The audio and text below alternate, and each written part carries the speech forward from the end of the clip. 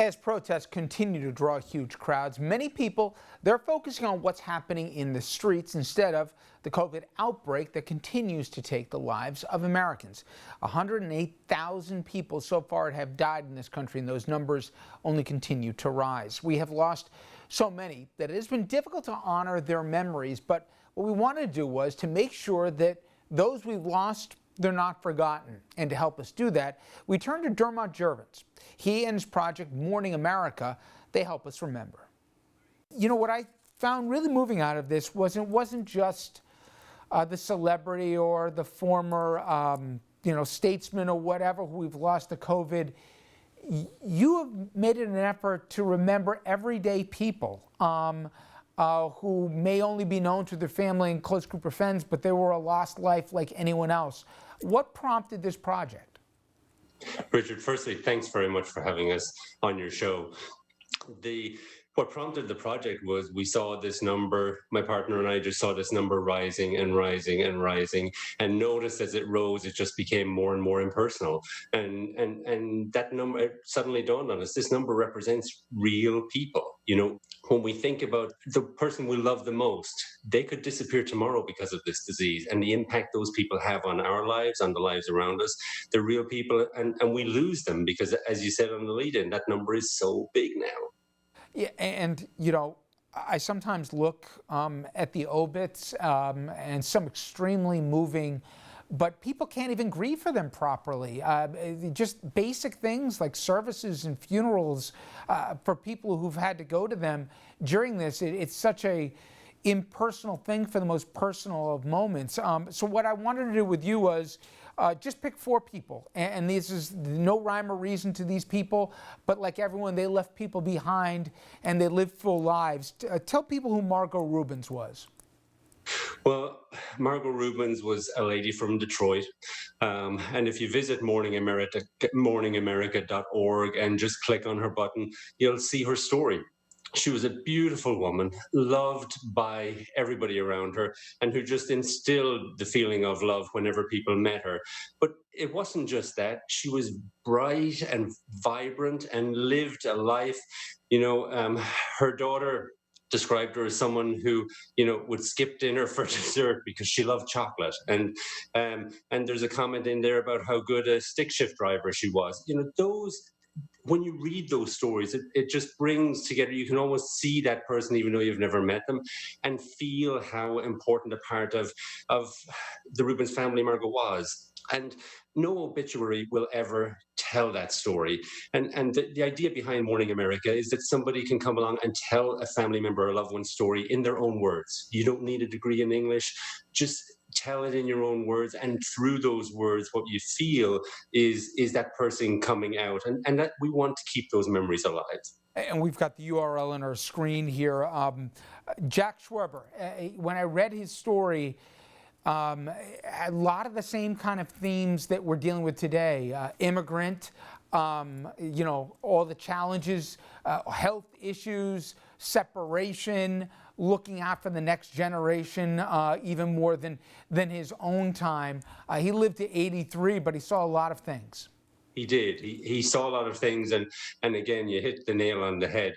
What you could see with Jack is just the story of a man who, worked hard through his life to look out for his family. Probably at times gave some people a hard time along the way to make sure that everybody was moving ahead and trying to succeed in life. And again, that warmth and that depth of the story that's there behind Jack, and again, just the sheer sadness of losing someone like that before their time. If we're to prevent ourselves from going through something like this again, the only way we're going to be able to do that is to remember real stories of real people, not a number that, as you say, is 106,000 or 160,000 or 200,000. That number means nothing. Jack Schweber means something, and we need to be able to remember people like that. Keos Kelly, a healthcare worker, in fact, one of the first that was lost to this pandemic. A very interesting life. Yes, He grew up in Chicago and Michigan, and then had a love of dance, and went to New York City, and retained his love of dance through his entire life. But also was a very caring person, and that was the other side of his life. And he decided to attend nursing school.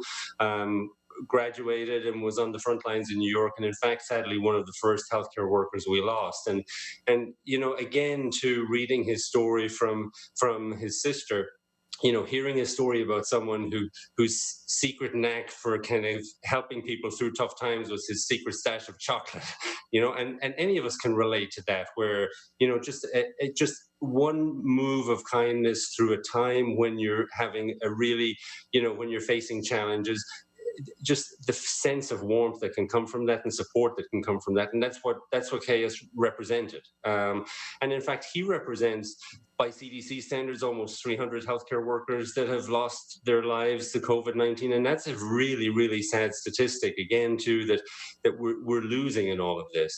And so we have decided on Mourning America to not only try to remember everybody who has been lost, but we specifically have a medical symbol on any memorial that represents a frontline healthcare worker. And what struck me is going through these stories, Dermot, is just how they run the gamut in America. Trinidad McGee, a completely different background than that of Caius, but also taken far too soon. He was. Trinidad was from California. And again, the news will talk about nursing homes and elderly, and Trinidad was in his 40s, a husband, a dad, and actually a son who died a day before his mom's 65th birthday. And it was his mom who sent in Trinidad's story. And, in communicating back and forth with her, she came up with a line that we've all heard before, but a line that we just never need to hear, which is, a mom should never have to bury their son. And again, to just look at Trinidad's face, and then to read about him, and to read a lot of the comments that were made by friends and family about Trinidad on his page, you can just, again, see just the warmth of character that we lost with Trinidad, and we're losing by the thousands every day. Finally, one of the things I found so interesting about this is that people who knew the person who passed best get to remember him or her in their own words. So as we have the URL here, you've set up the platform in many ways, but the people who are the biographers, if you will, of the lives of those of their loved ones, right? Exactly, and that was what we really felt was important in all of this. An obituary can become impersonal. This is somewhere where we wanted families to be able to describe that loved one in their own words, and we wanted a place where friends and family could come along and again share stories. I'm an Irish immigrant, and in our culture, and in most cultures, mourning involves being together. It involves crying together, and to some degree, it involves laughing together around some of the great times that we had.